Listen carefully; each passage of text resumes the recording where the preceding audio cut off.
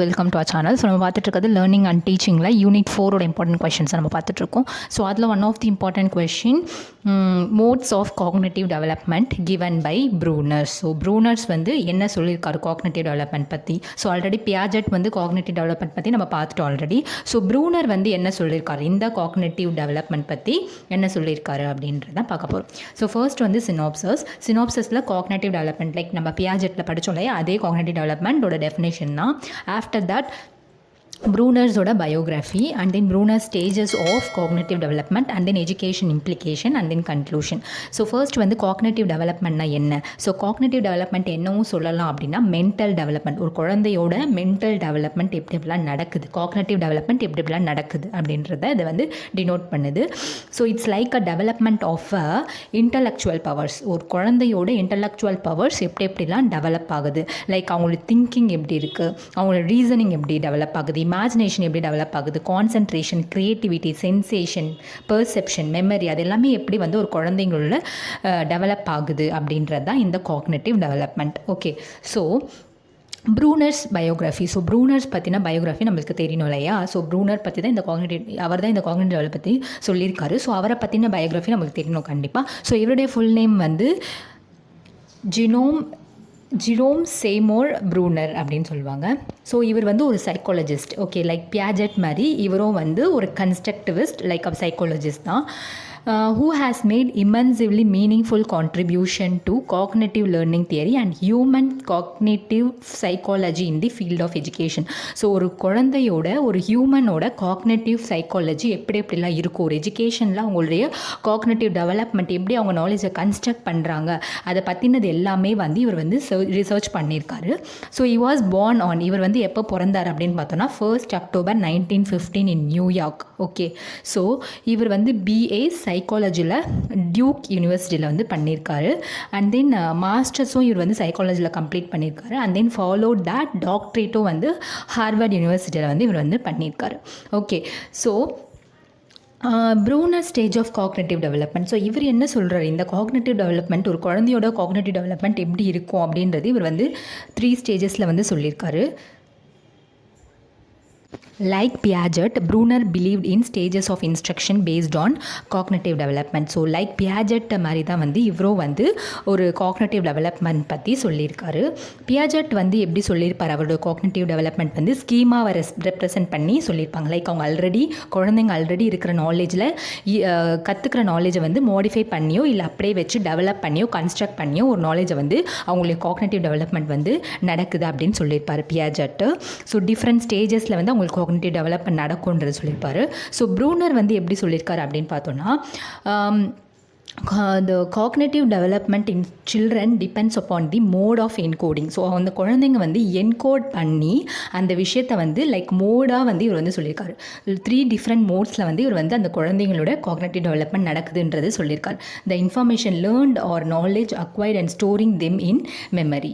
So according to him the way of encoding and storing information in memory changes with the age of children. It differ from individual to individual. So இவரை பொறுத்த வரைக்கும் என்ன சொல்கிறார் அப்படின்னா, அந்த இன்ஃபர்மேஷனை குழந்தைங்க எப்படி ஸ்டோர் பண்ணுவாங்க அப்படின்னா அந்த குழந்தைங்களோட ஏஜ் பொறுத்து, லைக் அவங்களுடைய மெமரி சேஞ்சஸ் பொறுத்து தான் வந்து அந்த குழந்தைங்களோட ஏஜ் பொறுத்து தான் வந்து அவங்களுடைய இன்ஃபர்மேஷன் எல்லாமே ஸ்டோர் பண்ணிப்பாங்க, என்கோட் பண்ணியிருப்பாங்க. ஸோ அதுவும் வந்து ஒன்றுத்துக்கு ஒன்று வந்து இண்டிவிஜுவலாக டிஃபர் ஆகும். எல்லாருமே ஒரே மாதிரி டெவலப் ஆகாது, ஒவ்வொருத்தருக்கும் வந்து டிஃபர் ஆகும் அப்படின்ற மாதிரி இவர் சொல்லியிருக்காரு. ஸோ ஃபர்ஸ்ட் வந்து இந்த ப்ராசஸ் ஆஃப் மெமரி அப்படின்னும் போது ஃபர்ஸ்ட் குழந்தைங்க வந்து ஒரு இன்ஃபர்மேஷனை வந்து என்கோட் பண்ணிப்பாங்க. லைக் அவங்க வந்து அந்த இன்ஃபர்மேஷனை ஃபர்ஸ்ட் உள்ளே எடுத்துட்டு அதை வந்து ஸ்டோர் பண்ணியிருப்பாங்க. அப்புறம் அந்த டைமில் வந்து அவங்க அந்த இன்ஃபர்மேஷன் நடந்ததை யோசித்து ரிட்ரைவ் பண்ணுவாங்க. ஓகே, என்னென்னா நம்ம வந்து அந்த இன்ஃபர்மேஷனை பற்றின அந்த லைக் அவங்க ஸ்டோர் பண்ணியிருக்க இன்ஃபர்மேஷன் பொறுத்து எல்லாமே அவங்க வந்து இமேஜின் பண்ண ஆரம்பிப்பாங்க. ஸோ இப்படி தான் வந்து ஒரு குழந்தையோட மெமரி ப்ராசஸ் நடக்குது அப்படின்னு சொல்லி ப்ரூனர் வந்து சொல்லியிருக்காரு. ஸோ இவர் சொன்னது வந்து 3 மோட்ஸ் பற்றி மோட்ஸாக சொல்லியிருக்காரு. டிஃப்ரெண்ட் 3 ஸ்டேஜஸ் இருக்குது காக்னேட்டிவ் டெவலப்மெண்ட்டில்.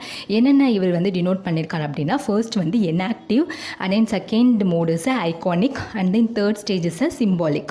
ஓகே, ஸோ ஒன்றுனா நம்ம எக்ஸ்பிளைன் பண்ணுறேன். ஸோ என்கோடிங் ஸ்டேஜ் அப்படின்னா என்ன அப்படின்னா ஆக்ஷன் பேஸ்டு அப்படின்னு சொல்லலாம். என்கோடிங் என்ஆக்டிவ் அப்படின்னாவே ஆக்ஷன் பேஸ்ட் அப்படின்னு சொல்லலாம். So encoding of the information receiving and storing it in memory. So encoding அப்படின்னா ஒரு குழந்தைங்க இன்ஃபர்மேஷனை ஒரு பிரெயினுக்கு மெமரி எப்படி வந்து அவங்க இன்ஃபர்மேஷன் எடுத்துகிட்டு போய் மெமரி பண்ணியிருக்காங்க அப்படின்றத என்கோடிங் அப்படின்ற மீனிங். ஓகே, ஸோ இந்த ஸ்டேஜில் இருக்க பசங்களுக்கு வந்து ஆக்ஷன் பேஸ்ட் என்கோடிங் தான் நடக்கும் அப்படின்னு சொல்கிறாங்க. இந்த ஸ்டேஜ் அப்படின்னும் போது அப் டு 2 years வரைக்கும், ஸோ பிறந்ததுலேருந்து 2 years வரைக்கும் அந்த குழந்தைங்களோட காக்னேட்டிவ் டெவலப்மெண்ட், அவங்க எப்படி இன்ஃபர்மேஷனை ரிசீவ் பண்ணுவாங்க, எப்படி வந்து அவங்க ரிசீவ் பண்ணுவாங்க, எப்படி வந்து அவங்க வந்து மெமரியில் ஸ்டோர் பண்ணிப்பாங்க, அதை பற்றி தான் வந்து எல்லாமே வந்து ஆக்ஷன் பேஸில் தான் நடக்கும் இந்த ஸ்டேஜில். ஓகே, ஸோ இப்போ வந்து ஃபார் எக்ஸாம்பிள் உங்களுக்கு சொல்லணும்னா, ஒரு குழந்தை கையில் ஒரு பால் கொடுத்தோம் அப்படின்னா அந்த குழந்தை வந்து அந்த பாலை நல்லா தொட்டு எப்படி இருக்குது, சாஃப்டாக இருக்கா ஹார்டாக இருக்கா, அதை வந்து தொட்டு தான் வந்து அந்த குழந்தை வந்து ஒரு இன்ஃபர்மேஷனும் ரிசீவ் பண்ணிக்கும். லைக் நம்ம கொடுக்குற ஆப்ஜெக்ட் ஒன்றும் லைக் அந்த ரேட்டில்னால் இதை ஆட்டினா சவுண்டு வரும் அப்படின்றத அந்த குழந்தை ஒன்றும் பண்ணி தான் ஒரு விஷயத்தையும் வந்து கற்றுக்குறாங்க. ஸோ அவங்க ஆக்ஷன் பேஸாக தான் அவங்க வந்து லேர்ன் பண்ணிக்கிறாங்க. ஓகே, ஸோ இதுதான் வந்து இன்ஆக்டிவ் ஸ்டேஜ். நெக்ஸ்ட்டு வந்து ஐகானிக் ஸ்டேஜ். ஸோ ஐகானிக் ஸ்டேஜ்னும் போது 2 to 6 years வரைக்கும் இது வந்து ஸ்வீட் ஆகும். ஸோ இந்த ஸ்டேஜில் வந்து அவங்க எல்லாமே இமேஜ் பேஸில் வந்து அவங்க வந்து லேர்ன் பண்ணுவாங்க. எப்படி அப்படின்னா image based encoding of information received and retaining information in memory in forms of images. So first வந்து அந்த குழந்தைங்க 0 to 2 yearsல ஆக்ஷன் பேஸில் நிறைய விஷயத்த கற்று வச்சுருப்பாங்க.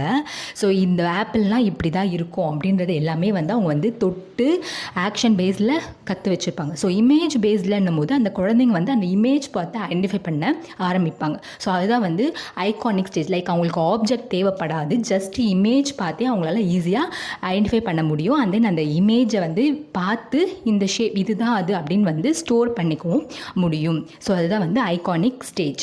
அண்ட் தென் சிம்பாலிக் ஸ்டேஜ் அப்படின்னும் போது அபோவ் 6 years. இந்த ஸ்டேஜ் எல்லாமே வந்து லாங்குவேஜ் பேஸ். ஸோ இந்த ஸ்டேஜில் வந்து பசங்க வந்து பேச ஆரம்பிச்சிருவாங்க நல்லாவே ஃப்ளூவெண்ட்டாக.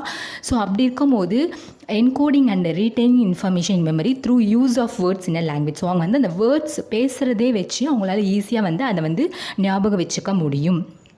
ஓகே, இந்த ஸ்டேஜில் இருக்க பசங்களுக்கு. ஸோ அண்ட் தென் இதில் வந்து நான் ஒரு டயக்ராம் மாதிரி கொடுத்துருக்கேன். என்ன அப்படின்னா ப்ரூனர்ஸ் மோட் 3 different மோட்ஸ் இருக்கு இல்லையா, அது வந்து ஒரு சைடில் கொடுத்துருக்கேன். அண்ட் தென் சென்சஸ், அவங்க எப்படி வந்து மெமரி பண்ணியிருக்காங்க அப்படின்றது. ஓகே, ஒரு நாலேஜை இன்ஃபர்மேஷனை எப்படி ஸ்டோர் பண்ணியிருக்காங்க அவங்க மெமரியில் அப்படின்றத இது. ஸோ ஃபர்ஸ்ட் மோட் வந்து இன்ஆக்டிவ், செகண்ட் மோட் வந்து ஐகானிக், தேர்ட் மோட் வந்து சிம்பாலிக் இல்லையா. ஸோ இன்ஆக்டிவ் வந்து அதோட சென்சஸ் என்ன அப்படின்னா அந்த குழந்தைங்க வந்து டூயிங் ஆக்ஷன் பண்ணி அந்த குழந்தைங்க இன்ஃபர்மேஷனை கேதர் பண்ணிப்பாங்க. அதுதான் வந்து இன்ஆக்டிவ். ஐகானிக் அப்படின்னும் போது அந்த குழந்தைங்க இமேஜை பார்த்து ஒரு விஷயத்தை வந்து ஸ்டோர் பண்ணிக்கிறாங்க. அதுதான் வந்து ஐகானிக். அண்ட் தென் சிம்பாலிக் அப்படின்னும் போது அவங்க பேசுகிறது கேட்குறது அதை வச்சு வந்து அவங்க வந்து நாலேஜ் வந்து மெமரி பவர் வந்து இன்ஃபர்மேஷனை வந்து கெயின் பண்ணியிருக்காங்க. இதுதான் வந்து 3 different மோட்ஸில் ப்ரூனர்ஸ் வந்து சொல்லியிருக்காரு. ஸோ ஆஃப்டர் தட் ஒரு ஸ்டேஜும் வந்து செப்பரேட்டாக டீட்டெயிலாக பார்க்கலாம். ஸோ ஃபர்ஸ்ட்டு வந்து இன்ஆக்டிவ் ஸ்டேஜ்னும் போது நான் ஆல்ரெடி சொல்லியிருக்கேன் அப் டு 2 years வரைக்கும் இது ஸ்விட் ஆகும். இந்த ஸ்டேஜில் வந்து பசங்க வந்து ஒரு ஆப்ஜெக்டை வச்சு எப்படி ஆக்ஷன் மூலியமாக பண்ணி அந்த விஷயம் இதுதான் அப்படின்றது கற்றுப்பாங்க. லைக் ஆப்பிள்னால் ஹார்டாக இருக்கும், தொட்டு கற்றுப்பாங்க. இதுதான் ஆப்பிள், இதுதான் ஆரஞ்சு அப்படின்றது வந்து அவங்க தொட்டு ஒரு விஷயமும் வந்து இன்ஃபர்மேஷனை வந்து மெமரியில் வச்சுப்பாங்க. ஸோ அதுதான் வந்து first stage. Okay, inactive stage. Like ரேட்டில் ஆட்டினா சவுண்ட் வரும் அப்படின்றது எல்லாமே வந்து ஆக்ஷன் பண்ணி அவங்க ஒரு விஷயத்தை கேதர் பண்ணிக்கிறாங்க. So children memorise the information based on action. So இந்த ஆப்ஜெக்ட் தொட்டால் இந்த சவுண்ட் வரும், ஸோ இந்த ஆப்ஜெக்ட் தொட்டால் இந்த மாதிரி சவுண்ட் வரும் அப்படின்றது எல்லாமே வந்து அவங்க வந்து தொட்டு ஒரு இன்ஃபர்மேஷனும் கேதர் பண்ணிப்பாங்க. And then example, baby remember to shake rattle using muscle memory. Muscle memorise how to hold the ரேட்டில். ஸோ ஒரு குழந்தை கையில் ரேட்டில் கொடுக்கும்போது அந்த குழந்தைக்கு ஃபஸ்ட்டு எடுத்தோடனே ஷேக் பண்ணணும், இதுலேருந்து சவுண்ட் வரும் அப்படின்னு தெரியுமா? கண்டிப்பாக தெரியாது. ஸோ அந்த குழந்தை பண்ணி தான் அதுலேருந்து வந்து அந்த மசில் மெமரியில் போய் ஸ்டோர் ஆகும். இது ஆட்னா வந்து ஹோல்டு பண்ணி ஆட்னா சவுண்டு கேட்கும் அப்படின்றது வந்து அந்த குழந்தைங்களுக்கு தெரிய வரும். ஓகே, ஸோ சம்டைம்ஸ் நம்ம கூட ஆஸ் அடல்ட்டாக இருந்தால் கூட நம்ம வந்து இந்த இன்ஆக்டிவ் ஸ்டேஜ் வந்து யூஸ் பண்ணுறோம் அப்படின்ற மாதிரி ப்ரூனஸ் வந்து சொல்லியிருக்காரு. எப்படி அப்படின்னா we can see even adults when they struggle to convey a thing, they use actions to dramatize the instead of describing it through pictures of words. So என்ன சொல்கிறாங்க அப்படின்னா, நம்ம கூட அடல்ட்ஸ் கூட இந்த இன்ஆக்டிவ் ஸ்டேஜ் வந்து யூஸ் பண்ணுறோம். நம்மளால் ஒரு விஷயத்தை கன்வே பண்ண முடியலன்னா அதை வந்து நம்ம ஆக்ஷன் வைஸில் அவங்களுக்கு புரிய வைக்கிறோம். கரெக்டாக? ஸோ நம்மளால் அந்த வேர்டை டிஸ்கிரைப் பண்ண முடியலன்னா நம்ம வந்து இந்த இன்ஆக்டிவ் ஸ்டேஜ் வந்து யூஸ் பண்ணுறோம் அப்படின்ற மாதிரி வந்து ப்ரூனஸ் வந்து சொல்லியிருக்காரு. எப்படி நம்ம யூஸ் பண்ணுறோம் அப்படின்றது நான் எக்ஸாம்பிளாக உங்களுக்கு சொல்கிறேன். When as to explain how to wear sari. So ஒருத்தர்கிட்ட போய் நீங்கள் எப்படி சாரீ கட்டணும் அப்படின்றது கேட்டிங்கன்னா அவங்க வந்து ஆக்ஷன் பேஸில் வந்து சொல்லுவாங்க. லைக் அந்த ஃப்ளீட் எடுக்கிறது எல்லாமே இப்படி தான் எடுக்கணும், இந்த சைஸில் தான் எடுக்கணும், அது எல்லாமே வந்து அவங்க வந்து லைக் எல்லாமே ஆக்ஷனில் வந்து அவங்க வந்து பண்ணி காமிப்பாங்க. So most people perform the act of wearing a sari and say this is how the sari is to be draped. இப்படி தான் வந்து ட்ராப் பண்ணணும் அப்படின்றது வந்து ஆக்ஷன் மூலயமா சொல்லுவாங்க. So children learn through the physical object of things. So திங்கோட ஃபிசிக்கலாக அவங்க வந்து அந்த ஆப்ஜெக்டை வந்து தொட்டு ஒரு விஷயத்தை லேர்ன் பண்ணிக்கிறது தான் வந்து இந்த inactive stage. And then second stage வந்து பார்த்தோன்னா ஐகானிக் ஸ்டேஜ். ஆல்ரெடி சொன்ன மாதிரி 2 to 6 years வரைக்கும் இது சூட் ஆகும்.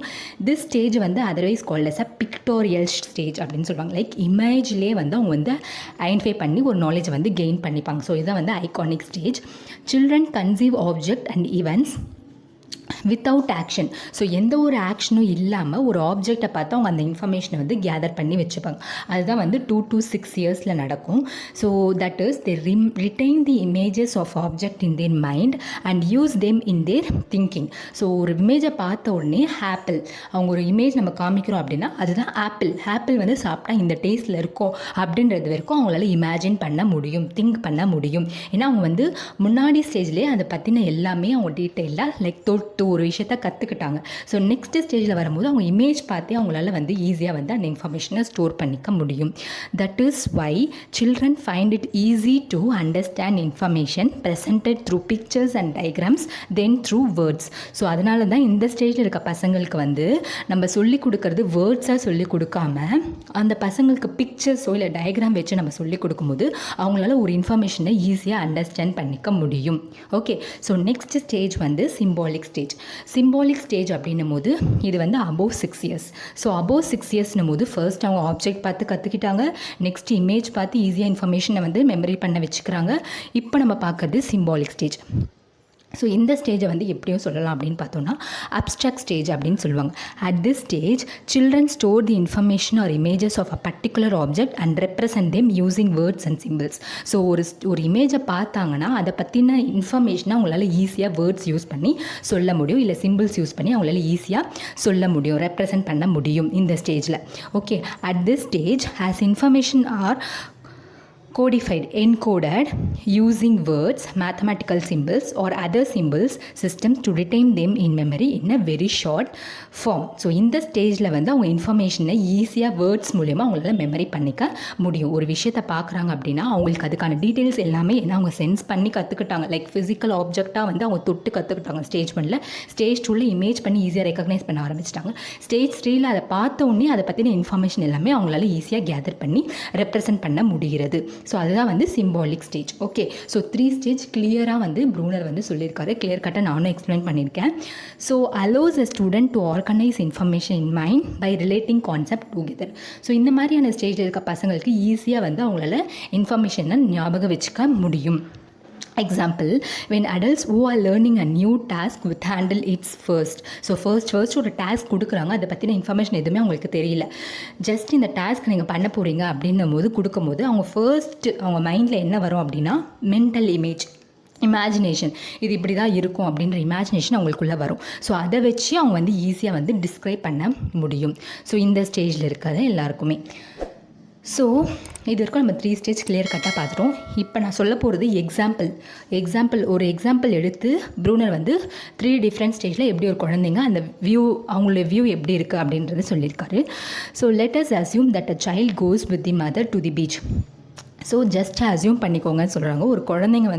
ஒரு குழந்தை அம்மா கூட பீச் பக்கம் போகுது. அப்பா அவங்களுடைய அங்கிள் பார்க்குறாங்க. அந்த அங்கிள் பேர் வந்து ரமேஷ். அந்த அங்கிளுக்கு ஃபுல்லாகவே வந்து பியர்டாக இருக்குது, அப்படி கன்சிடர் பண்ணிக்க சொல்லியிருக்காங்க. அஸ்யூம் பண்ணிக்கோங்க. ஸோ அவர் வந்து பிஸ்கெட் வந்து ஒரு குழந்தைக்கு கொடுக்கும்போது அதுவே வந்து அந்த குழந்தை 0 to 2 years இருந்துச்சுன்னா எப்படி இந்த இன்ஆக்டிவ் ஸ்டேஜ் மூலிமா பார்த்துருப்பாங்க அப்படின்னு பார்த்தோன்னா சில்ட்ரன் வந்து எப்படி அந்த அங்கிளை ரிமெம்பர் பண்ணியிருப்பாங்க அப்படின்னா அந்த பிஸ்கெட் வச்சு அந்த ஆப்ஜெக்டை தொட்டு இந்த பிஸ்கெட் அந்த அங்கிள் தான் கொடுத்தாங்க அப்படின்றத அந்த பிஸ்கெட் மூலியமாக தான் அந்த அங்கிளை வந்து ஞாபகம் வச்சுப்பாங்க. ஓகே, அண்ட் தென் ஐகானிக் ஸ்டேஜில் இருக்க பசங்க 2 to 6 இயர்ஸ் பசங்க எப்படி இந்த அங்கிளை ஞாபகம் வச்சுப்பாங்க அப்படின்னா அந்த ஸ்டேஜில் இருக்க பசங்க வந்து எப்படி அவங்க அங்கிளை வந்து ஞாபகம் வச்சுப்பாங்க, ரீகலெக்ட் பண்ணுவாங்க அப்படின்னு பார்த்தோன்னா பியர்ட் அந்த அங்கிளோட இமேஜ், நான் சொன்னாலே இமேஜ் வச்சு அவங்க வச்சு ரெக்கக்னைஸ் பண்ணுவாங்க. ஸோ அவங்க இமேஜாக வந்து ஸ்டோர் பண்ணி வச்சுப்பாங்க. அந்த அங்கிளுக்கு வந்து பியர்டு இருக்குமே அந்த அங்கிள் தானே அப்படின்னு சொல்லி அவங்க வந்து ஞாபகம் வச்சுப்பாங்க. அதுவே வந்து சிம்பாலிக் ஸ்டேஜ் அபோவ் 6 இயர்ஸாக இருக்கும்போது அந்த பசங்க எப்படி ஞாபகம் வச்சுப்பாங்க அப்படின்னா child thinking in terms of associated actions or thinkings in terms of figures or images and inquire whether the person referred in the conversation is Ramesh uncle. So அவங்க வந்து ஆல்ரெடி அவங்களுக்குள்ள அந்த இமேஜ் வந்து ஸ்டோர் ஆகிட்ருக்கும். ஸோ அவங்க பேசின language எல்லாமே ஞாபகம் வச்சுட்டு இவங்க ரமேஷ் அங்கிள் தானே அப்படி ஈஸியாக வந்து அவங்களால கண்டுபிடிக்க முடியும். ஸோ இதான் வந்து சிம்பாலிக் ஸ்டேஜில் இருக்க பசங்க இந்த சிம்பாலிக் ஸ்டேஜில் நடக்குது. ஓகே, ஸோ இப்போ நம்ம பார்க்க போகிறது வந்து எஜுகேஷன் இம்ப்ளிகேஷன். ஸோ இந்த ப்ரூனர்ஸ் காக்னிட்டிவ் டெவலப்மெண்ட்டோட எஜுகேஷன் இம்ப்ளிகேஷன் தான் பார்க்க போகிறோம். So according to Bruner the purpose of education is not providing student information and knowledge but to develop their thinking ability and problem solving skills. So Bruner பொறுத்த வரைக்கும் ஒரு education கொடுக்கறது வந்து it's not a student information அந்த நாலேஜை develop பண்ணுறதா மட்டும் இருக்கக்கூடாது. It should be develop their thinking ability and problem solving. அவங்க குழந்தைங்களோட திங்கிங் எபிலிட்டியும் ப்ராப்ளம் சால்விங் ஸ்கில்ஸும் வந்து கூடவே டெவலப் ஆகணும். அதுதான் வந்து ஒரு எஜுகேஷனோட பர்பஸாக இருக்கணும் அப்படின்னு சொல்லியிருக்காரு. அண்ட் தென் கரிக்குலம் வந்து எப்படி இருக்கணும் அப்படின்னா ஸ்பைரல் ஃபார்மில் இருக்கணும் அப்படின்னு சொல்லியிருக்காரு. So spiral form means gradual increase of the difficult level. So கொஞ்சமாக வந்து டிஃபிகல்ட் லெவலுக்கு இன்க்ரீஸ் ஆகணும் அப்படின்னு சொல்கிறாங்க. They should be mastery on particular level and step up into this next level. So அவங்க வந்து ஒரு லெவலில் படிக்கிறாங்க அப்படின்னா அந்த லெவலில் கண்டிப்பாக அவங்க மாஸ்ட்ரி ஆகிட்டு தான் நெக்ஸ்ட் லெவலுக்கு வந்து அவங்க வந்து செலக்ட் போகணும். ஃபார் எக்ஸாம்பிள் இப்போ ஃபஸ்ட் ஸ்டாண்டர்டில் வந்து அவங்க அடிஷன் வந்து 1 டிஜிட் அடிஷன் படிப்பாங்க இல்லையா. ஸோ அது நல்லா தெரிஞ்சாதான் அவங்களால வந்து செகண்ட் ஸ்டேஜுக்கு போக முடியும், செகண்ட் ஸ்டாண்டர்டுக்கு அவங்க போக முடியும் இல்லையா. ஸோ செகண்ட் ஸ்டாண்டர்ட் போகும்போது அவங்க வந்து ஆல்ரெடி 1 டிஜிட் ஞாபகம் படிச்சிருப்பாங்க. நெக்ஸ்ட்டு வந்து அவங்க 2 டிஜிட் வந்து அடிஷன் வந்து பண்ண ஆரம்பிப்பாங்க. அண்ட் தென் அதில் மாஸ்டரி ஆகிட்டு தான் 3rd ஸ்டாண்டர்டுக்கு போவாங்க. 3rd ஸ்டாண்டர்ட் போகும்போது அந்த கேரி ஓவர் அது எல்லாமே வச்சு 3 டிஜிட் அடிஷன் பண்ணுவாங்க. ஸோ அண்ட் தென் அதில் மாஸ்டரி ஆகிட்டு 4th ஸ்டாண்டர்ட் போவாங்க. ஸோ அந்த மாதிரி வந்து ஒரு ஸ்டேஜும் வந்து லைக் டிஃபிகல்ட் லெவலில் இன்க்ரீஸ் ஆகணும் அப்படின்னு சொல்லியிருக்காரு Brunner's. If the curriculum is framed in this way, student will try to discover and learn through experiences that suit their age level. இதுதான் வந்து டிஸ்கவரி லெவல். ஸோ இது மாதிரியான ஒரு கரிக்குலம் ஸ்பைரல் கரிக்குலம்லாம் இருக்கும்போது ஒரு குழந்தைங்க வந்து அவங்க எக்ஸ்பீரியன்ஸஸ் வந்து டிஸ்கவரி லேர்னிங்காக இருக்கும். அவங்களுடைய அக்கார்டிங் டு தே ஏஜ் லெவலில் டிபெண்ட் பண்ணி அந்த டிஃபிகல்ட்டி லெவல் வந்து இன்க்ரீஸ் பண்ணணும் அப்படின்னு சொல்கிறாங்க.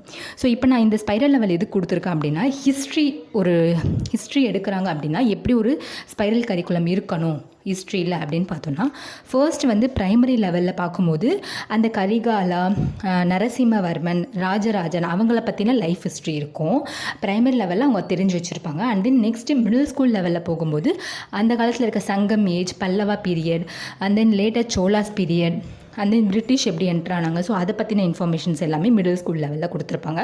அண்ட் தென் கொஞ்சம் டிஃபிகல்ட் லெவல் மேலே செகண்டரி ஸ்கூல் லெவலில் போகும்போது சங்கம் ஏஜோட கிங் பற்றி இன்ஃபர்மேஷன், அண்ட் தென் பல்லவாஸ் பீரியடில் ஸ்கல்ப்சர்ஸ் பற்றின இன்ஃபர்மேஷன், அந்த என்னென்ன டெம்பிள்ஸ் அப்போல்லாம் கன்ஸ்ட்ரக்ட் பண்ணாங்க, யார் கன்ஸ்ட்ரக்ட் பண்ணாங்க, அதை பற்றின இன்ஃபர்மேஷன் எல்லாமே படிப்பாங்க செகண்டரி ஸ்கூல் லெவலில். அதுக்கப்புறம் வந்து ஹையர் செகண்டரி லெவலில் பார்க்கும்போது இது வரைக்கும் எல்லாமே படித்தது அவங்க டிபெண்ட் பண்ணி தான் இருக்கும். அண்ட் தென் ஹையர் செகண்டரி படிக்கும்போது அவங்க வந்து அந்த தமிழ்நாடு எப்படி, அதோட ஹிஸ்ட்ரி என்ன, முகல் எம்பையர் எப்படி இருக்கும், and then Indian freedom struggles எப்படிலாம் அவங்க வந்து ஸ்ட்ரகிளாக இருந்தாங்க, எவ்வளோ கஷ்டப்பட்டுனாங்க, அது எல்லாமே வந்து அவங்க ஹையர் செகண்டரி லெவலில் படிப்பாங்க.